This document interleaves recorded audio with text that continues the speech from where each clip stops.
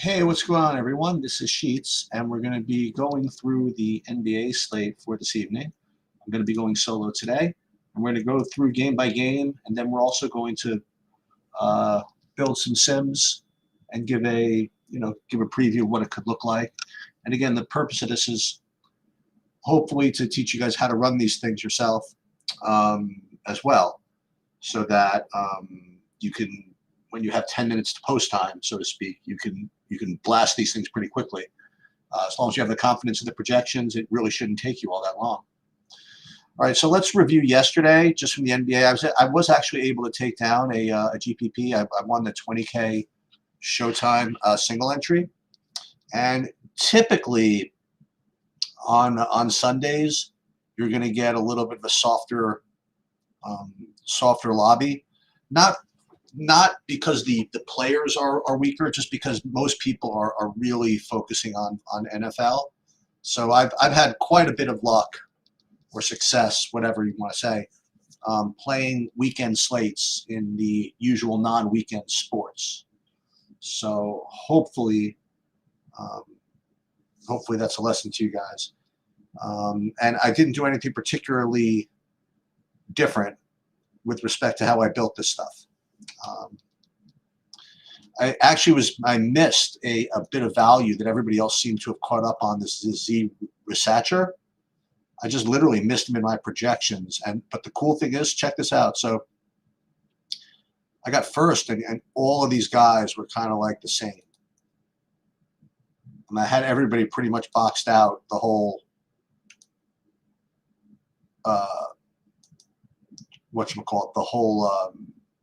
the rest of the tournament, so to speak. And yeah, and the reason why is that I had the Jay Hawkins for pretty much the same price at 30 points that everybody else had the Resacher at 27 points. So you see, I beat like all these people by 3 points pretty much. Okay. Let's take a look at first just the overall layout of the slate. It's a really big slate. I always like to to see how it lays out. Now feel free to ask questions. I have a little bit of time, so I can go through the games. I mean, relatively slowly, and we'll be able to run a couple of sims. And if you do have some questions, I have a little more time than I thought I did. But you have a 7 o'clock, and then 1, 2, 3, 4, 5 7:30s, and then an 8 and an 8:30. I wonder if this is one of those slates where FanDuel has late games and the NBA and DraftKings doesn't, or maybe it's the same for both. Let's see. Yeah, so FanDuel has these 2 late games: the Portland-Sacramento game and the Lakers-Phoenix game. So that is different, okay? And I imagine there's probably a night slate in DraftKings as well. So we could just get started, and this is obviously early, and just the raw volume of games means that there's probably going to be something happening on the injury front. Okay, I guess maybe just for today, I'll show the projections and how I kind of do this early. So these are my current projections, and it's not going to be that way later. But first game we have Indiana or Orlando. But I have to say that let's just do it the way I do it. First thing I always do before I get to the game by game is just look at the whole slate and see what it looks like. And what I do is I sort everything by point per dollar just to kind of get a sense for what's happening here. And currently right now, I don't have anybody on DraftKings projected over 6x, which means it's a very tight pricing slate. So if you wonder why you might not be able to get Luka or Jokic, or more to the point, if you're wondering why they're not going to be that particularly high owned, that would be why. So like right now, points per dollar, you would see a couple of Denver guys. Well, Jamal Murray kind of stands out. Kyrie Irving, Sochan from San Antonio. Harrison Barnes, also from San Antonio. Wemby from San Antonio. So it's almost the way I look at hockey. You know, I want to see if there's any key teams that are just projecting well. And it looks as though San Antonio with Barnes, Wemby, and Sohan, and Denver with Jokic and Murray. But we'll see. Okay, first one, Indianapolis against Orlando.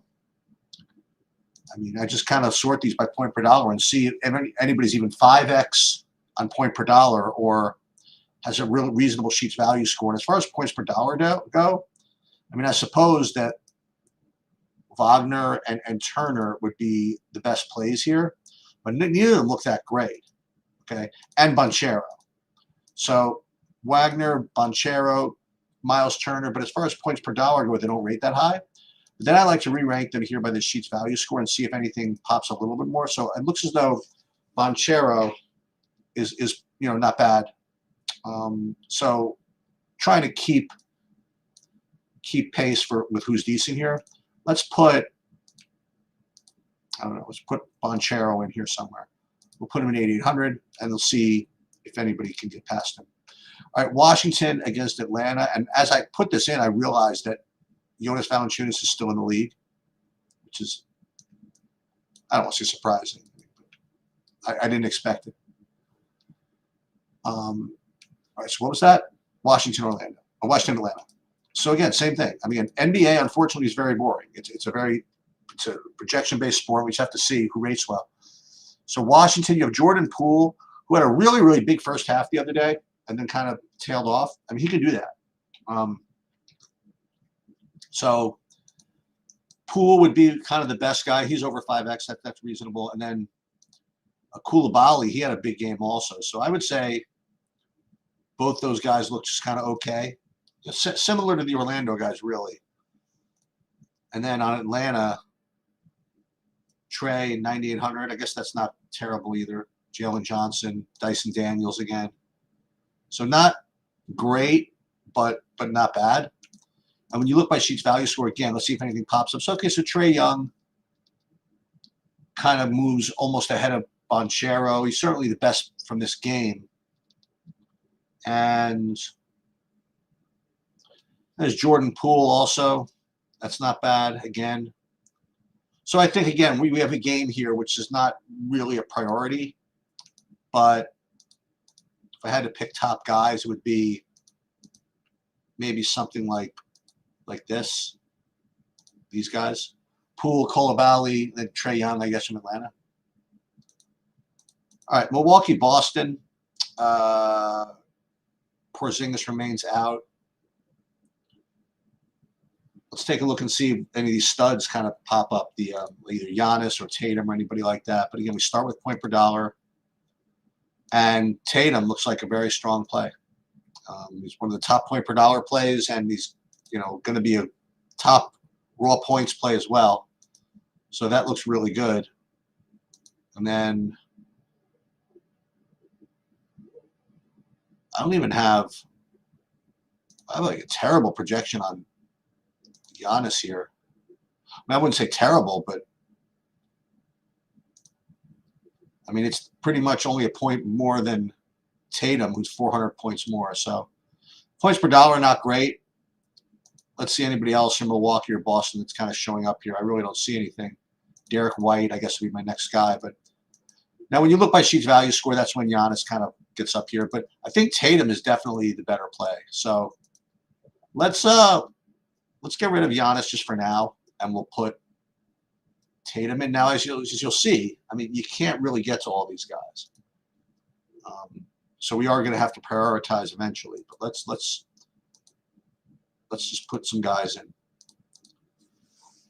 Right, Denver, Toronto, as I mentioned earlier, looks like the best play on the slate. Well, the two best plays at different price ranges. Probably going to be Jokic and Murray.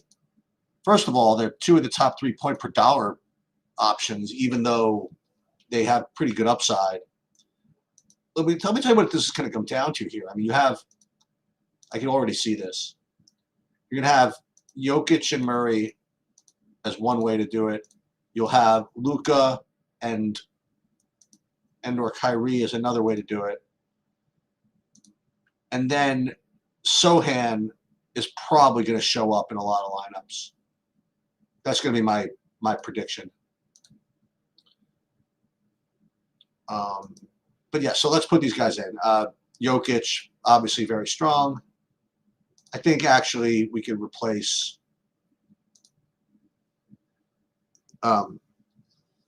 Trey with Jamal Murray. It's projecting just way too well. On Toronto, we really didn't see anything, right? I mean, let's do this again. Toronto, I mean, nothing particularly strong. And then once again, Jokic and Jamal Murray.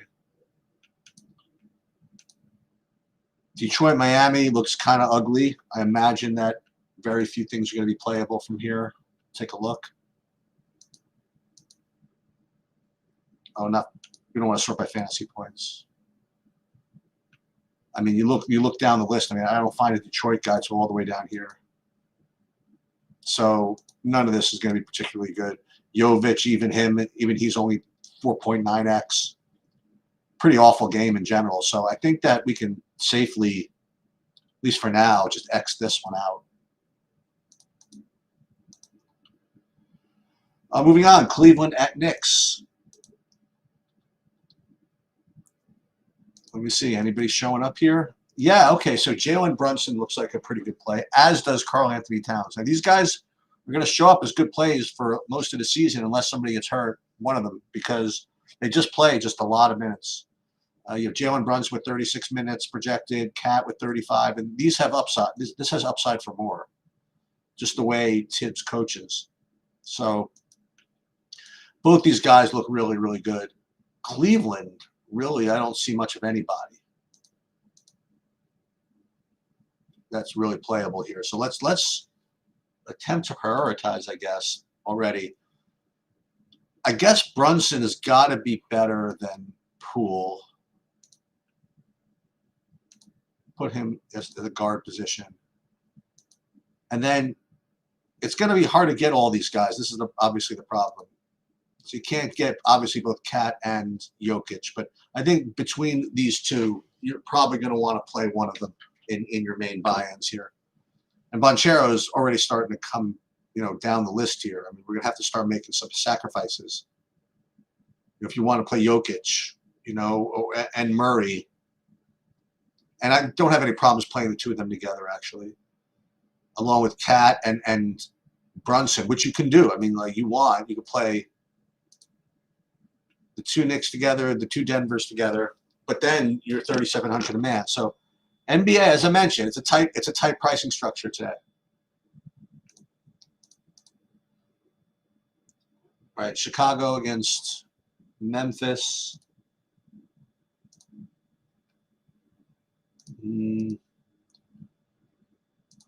All right, Levine at 7,400. That's probably pretty good, actually.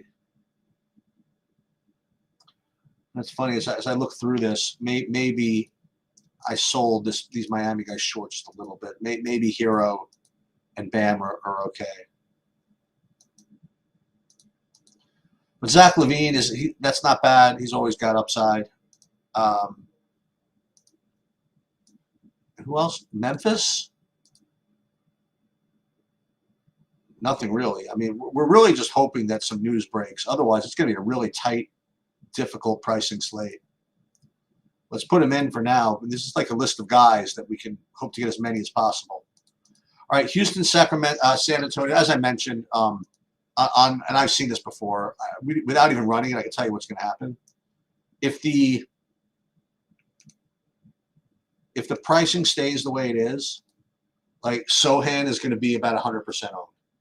I mean, it's not really going to be 100, but he's going to show up in probably 100% of optimals. It's just the way it is. They opt for these 5,600 guys. The optimizers opt for these 5,600 guys with extreme prejudice when there's no really, really good $3,300 guys. So, yeah. Sohan's going to look really strong. And then, obviously, I imagine that Wemby is going to look like a decent enough play at 5x and a big upside. So that's another way you can play. You could play Wemby and Sohan. The only thing I would say is just so you know in advance, I mean, Sohan is not like a ceiling guy. In other words, I saw even yesterday, because I actually needed this to happen. It was yesterday or the day before. He or was it yesterday? I forget. But they subbed him in and out, offense, defense down the stretch. I mean, they really don't like his offense much at all. So he's not really a ceiling guy, but he's just a minutes guy. All right, so Houston.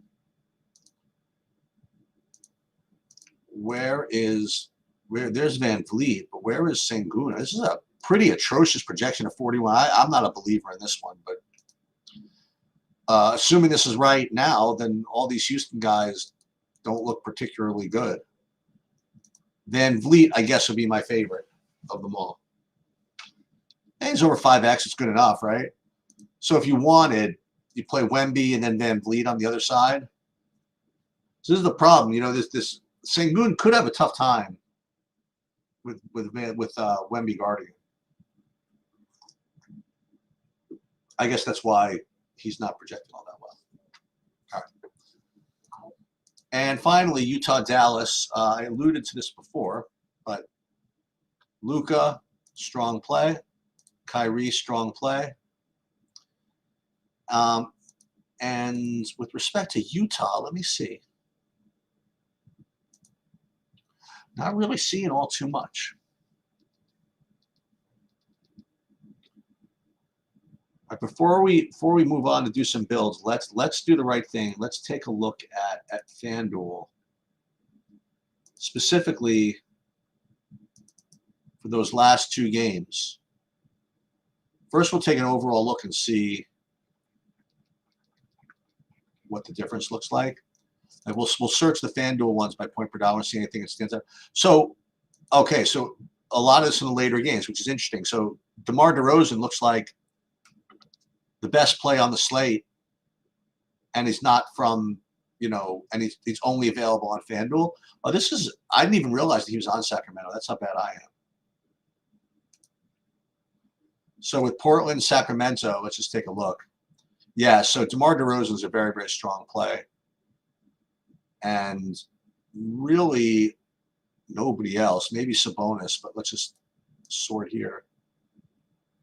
Yeah, maybe Sabonis too, and maybe Fox, but DeRozan is extremely strong.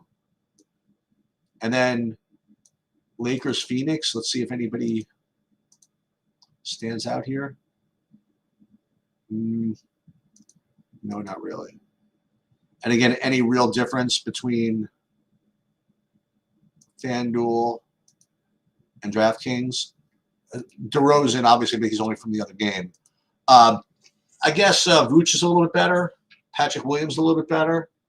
And Nurkic isn't bad. I mentioned that Phoenix game didn't have anybody. That's not exactly true. I mean, he's actually the top point per dollar center on the board. So Nurkic and DeRozan from those late games. And Ayton is not bad also. Okay. All right. So let's run some sims, and I'll go through the process for how to do that, and it includes, you know, how to upload projections and how to do whatever. So if you didn't have external projections, all you'd have to do, again, in DraftKings is change these projections. But before we did that, if you're going to use SaberSim, it's always a good idea to upload your contest, your dummy lineups first. And you see that what I did on DraftKings, I just entered dummy lineups, okay, for the express purpose of being able to upload them to SaberSim so I could work with them a little bit easier. And I did the same thing with FanDuel as well. Now, as you'll see, there's one smaller step that you have to do on FanDuel to get these up here, but let's just go through it. All right, first with, and this could double again as a SaberSim lesson as well. So you start here and you go to contests, and then you put upload entries, and then it'll see download file, and it's amazing. You click this, and what's happening in the background, it's downloading. It downloaded DraftKings or launched DraftKings. It uploaded the entry file from that slate, and it saved it to wherever your downloads go on your computer. And then you can just hit on upload entries file. And then bam. So what it did is it uploaded all my dummy lineups in here, but more to the point, it populated this contest tab with all of the data of the contests I'm entering. And that becomes important when we run the sims, because we have to, you know, we're trying to tailor our lineups to the contest we're playing at as best we can. So it already launches these default settings of what field to compare our lineups to for the purpose of simulating them out. You see all the settings and the distinctions you can make between the contests, which is I mean, it's extremely streamlined. Okay. Before we go back to DraftKings, I'll show you how to do FanDuel. It's one extra step. So we start here, same thing. But then, by the way, if you don't have external projections, you don't have to do anything with FanDuel. You can just use SaberSims or whatever. But to do the contest first, let's hit contest again, same as before.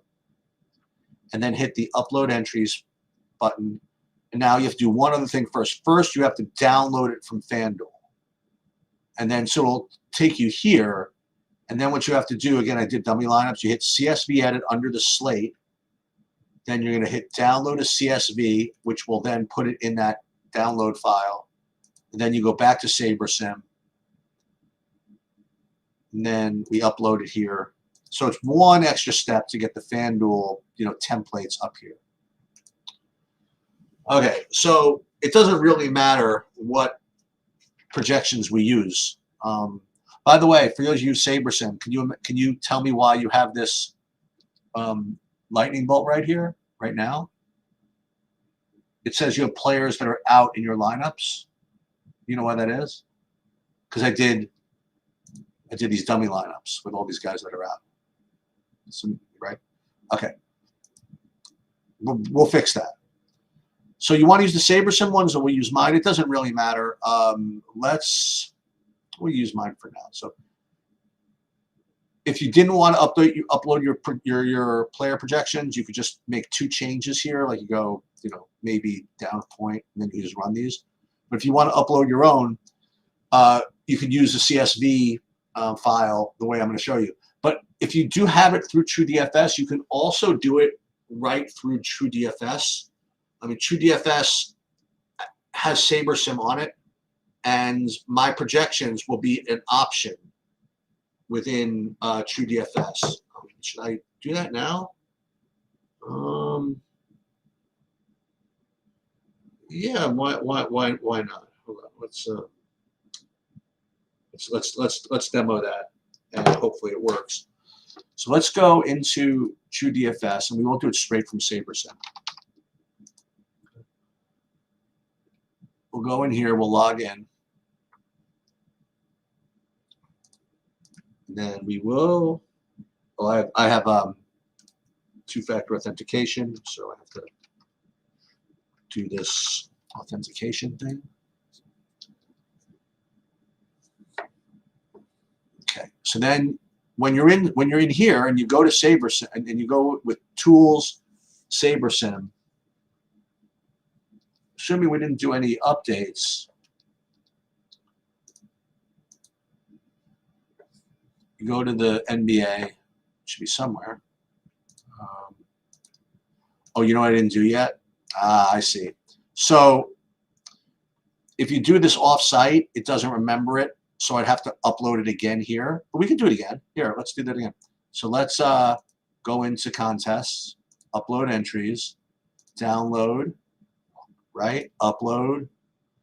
And now we're within the TrueDFS site, right? But it's still talking to SaberSim, so we have the same stuff. All right, so now we're going to get to build lineups, and then hopefully that you'll see that there are, it says my projections, and within this, with any luck, it'll give you options of whether to use SaberSim's projections, Sheets projections, Goldie's, the average, or add some kind of weighting average. So here we could just go Sheets, just like that, and it replaced all the projections with the Sheets projections. I think it's pretty cool. Okay, so now what we're doing is we are, oh, it still says you have to change, even though, well, that's interesting. That's really interesting that even though I did custom projections, it still won't let me build unless I do whatever. Okay, so first of all, let's see ownership. Ownership, we'll use Sheets as ownership as well. And let's just change a little bit. That's so funny that even though, oops. And then even though you still have to make 2 changes. All right, interesting. All right, so now we're going to build lineups, and we're going to build 5,000 lineups.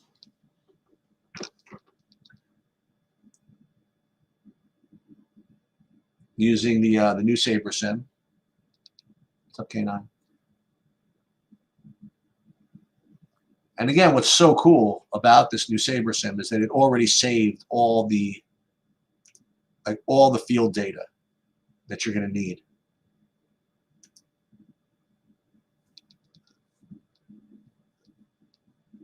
And let's see if I'm right. Let's see if the initial builds get me like 100% Sohan. I'm just guessing. Let's just see. Am I smart? When I say smart, do I know my Saber Sim? Let's see. Do I know my projections? Let's see what we get. And no, look at that. Not correct. I would love to be able to scroll, but I can't. How do I scroll across the bottom without, oh, here. So actually, as far as exposure goes, Harrison Barnes got more than Sohan.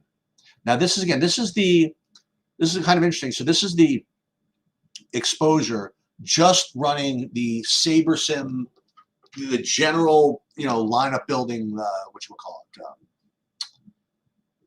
metric. So just so you know what we're doing here. So we're sorting it by large slate metric. So if you want to see what that is, you go to Saber score, large slate, and then the eyeball. And if you're so inclined, you can get into the weeds here and see what formula they're using to calculate these lineups.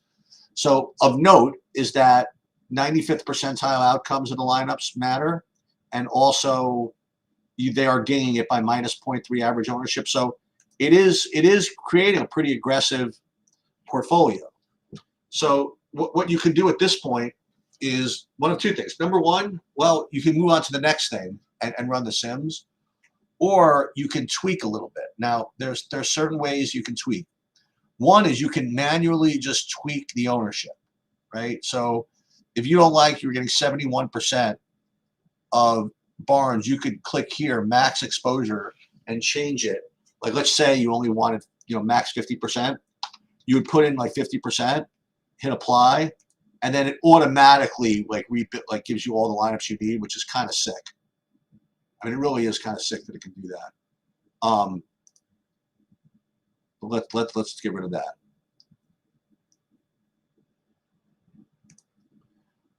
Whatever else you want to do. I mean, it's say 5,000 lineups, and then whatever you want to tweak and hit apply, it'll automatically change that.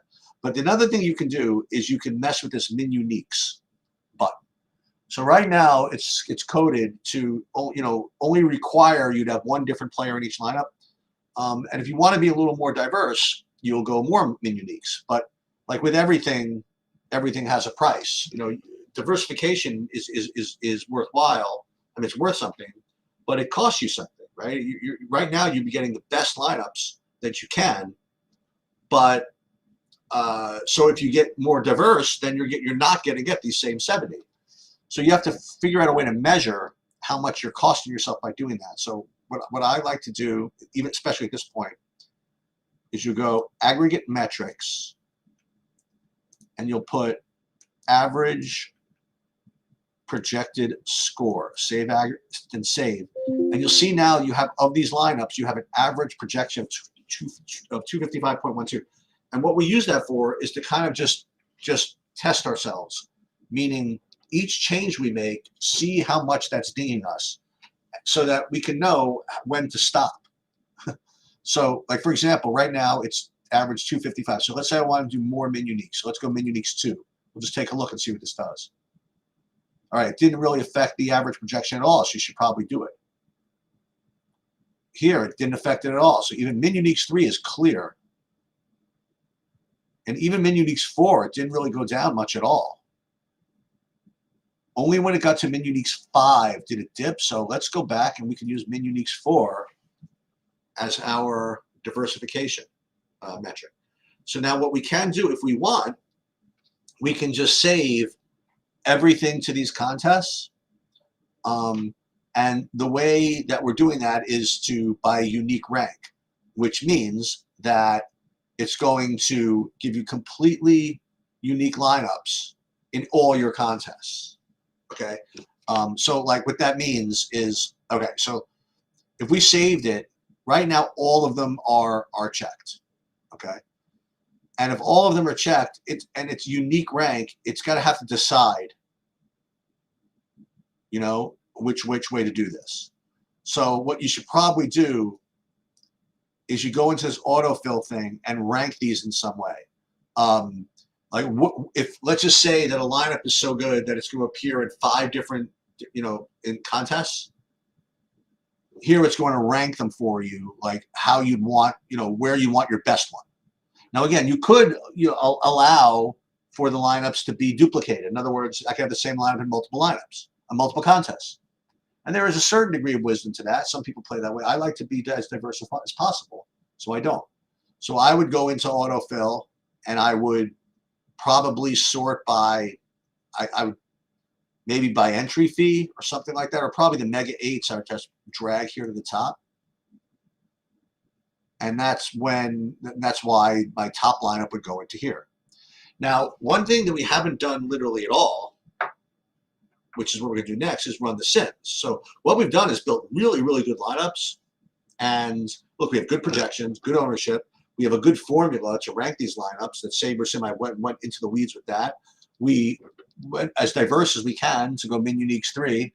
So this is a really, really good portfolio of lineups. The only thing is that it's one set of settings. It's one set of rankings that we're applying to all the contests. And all contests are not created equally. What type of lineups you want to put in the fadeaway are not the same that you want to put in the high stakes single entry. So what the Sims have done is attempted to tailor it for you. In other words, it is run, when we run the Sims, it's going to take your 5,000 lineups and just run it against all the contests that you pre-entered, and then tell you what contest does the best against that particular contest, given what Saber Sim thinks, or what you think, if you want to put your own field in, the field is going to play. And that's the development over the last year or two, right? So I do think that you should do this.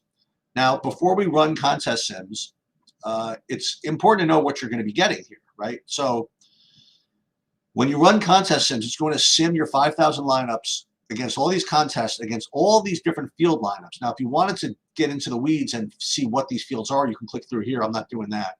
But Saber Sim has created these kind of stock lineups that it feels, based on back testing, represents what the field is going to do.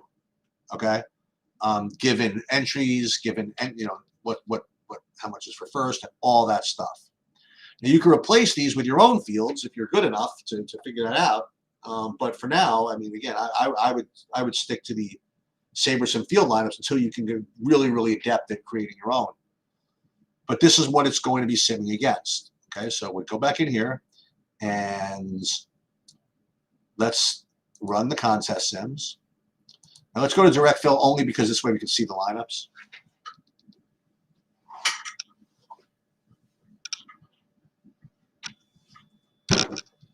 And if you care, we can look and see what the exposure is before we sim it and what after. So Jamal Murray at the top, then Luka and Harrison Barnes, Sohan. Look, TJ McConnell sneaks in there. So depending on what contest you're in, it depends on what exposure you're going to get, right? So what this is doing is it's sorting everything by sim ROI from high to low. And then the same deal. You go into autofill and then you prioritize which tournament you care the most about. In other words, getting the best lineup in. So I'm going to drop the fadeaway all the way to the bottom, the big lottery. So if there's a tie, that's where it's going to go. And at this point, you could do another couple of things if you want. Okay, so this min uniques thing, you could re-rate these if you want by these new metrics, these mid-destination ROI metrics. So to show you how to do that, let's go back to min uniques 1 just for a minute. And then again, we'll start with 254, let's say 112, and then we'll just go and see where all these things get dinged. Nothing at all. And it went down to 110, 253, 110, 253, 98. So that is a pretty decent drop. Let's see if we can get away with one more. No, it went down to 26. So once again, min uniques 4, I think, is going to be probably best. And at this point, we're just kind of good to go. You know, we will save to the contests. And then you'll see if we're with any luck, this lightning bolt disappear, and this thing will light up green. And let's just see. There it is. And already saved them. Download the entry. Upload them. And we're good. Now, the key is to be able to do all of that in about 5 minutes, especially when news comes out, you know, because I see like all these, you know, all these Q tags, and, you know, he didn't play yesterday, you know, Bogdanovich didn't play yesterday, maybe, we don't know, right? So much of this whole process is being able to go fast, right? So let's go back to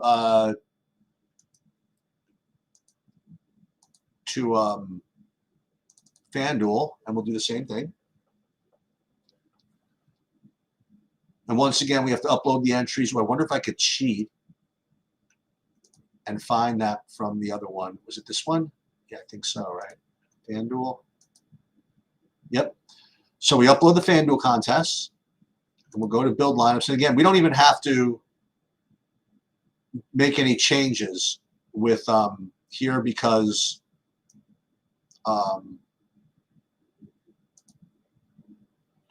FanDuel doesn't require that. But let's change these to sheets, and then we'll change my ownership ones to sheets as well. And same thing, we will build our lineups. And again, you'll see that we pre-entered all these lineups.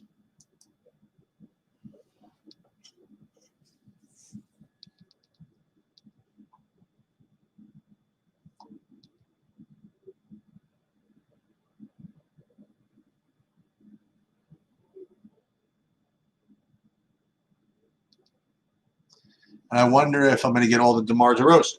Listen, I was wrong about the other thing. I thought I would get all that Sohan, but I didn't. I got all that, you know, mostly Harrison Barnes.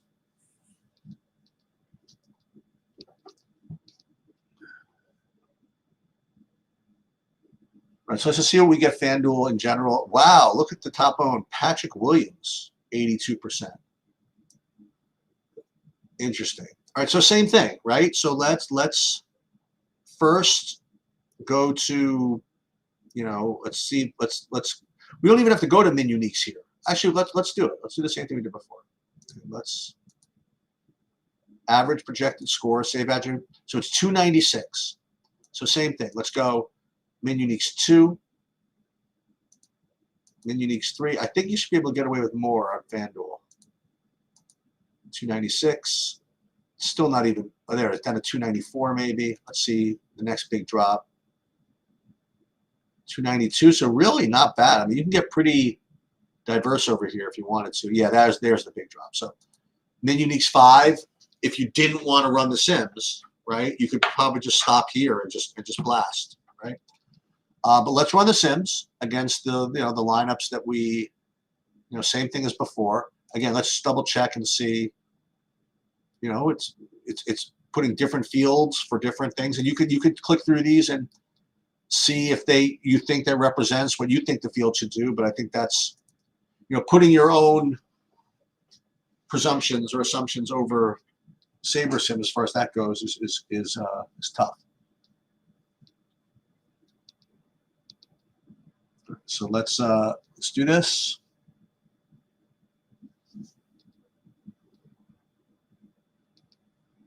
Again, if you're a coder, you could probably code this. You could probably automate this. You have to do make a couple of like the min unique thing is different, but I mean you could automate this if you wanted to. All right. Anyway, okay. Let's go back again. We'll resort this min uniques thing by. We'll use the ROI as well. So 131, 130. 126. Okay, that's a little something, but that's not much. Yeah. Okay. So 110. Let's see. I think I would love to go min uniques 4. Yeah, I don't think I need to go min uniques 5. I think that's asking for trouble. So min uniques 4, and again, same thing. We are going to be using 201 totally unique lineups. So we'll go into autofill. Let's make sure that the monsters at the top, because I don't want to get the 201st lineup if they all would fit. And we should be good. And I mean, if you care, this is what it would look like. Well, it depends on the entry, how much we have. So we save. This should be green. Yep. Download. Up goes FanDuel.